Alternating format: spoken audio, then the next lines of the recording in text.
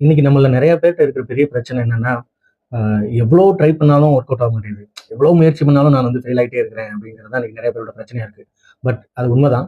ஆனா, அ அறிஞர் Bernard Shaw உங்க எல்லாத்துக்கும் தெரியும். ஸோ அவரு வந்து தன்னுடைய அனுபவத்திலருந்து ஒரு ஒரு விஷயம் சொல்லியிருக்காரு. அது என்னன்னா, நான் இளைஞனா இருக்கும்போது ஒரு 10 விஷயத்த ட்ரை பண்ணுவேன். அதுல வந்து 9 தடவ நான் தோத்துருவேன். 9 முயற்சிகள்ல நான் தோல்வி அடைஞ்சிருக்கேன். பட் எனக்கு தோல்வி அடைய பிடிக்கல. அப்ப நான் அதுக்கு என்ன செய்யலாம்ன்னு யோசிச்சுட்டு இருக்கும்போது தான் நான் வந்து 9 தடவ ஜெயிக்கணும் அப்படின்னு ஆசைப்பட்டேன். அப்போ 9 தடவ நான் ஜெயிக்கணும் அப்படின்னா, 90 முறை நான் முயற்சி பண்ணணும் அப்படிங்கிறது எனக்கு புரிஞ்சது. ஸோ நான் அதுக்கடுத்து என்ன பண்ணிட்டேன்னா, என்னோட முயற்சிகளின் எண்ணிக்கையை நான் வந்து அதிகப்படுத்திக்கிட்டேன். அதுக்கடுத்து நான் நிறைய வெற்றிகள நான் வந்து கண்டேன் அப்படின்னு சொல்லியிருக்காரு.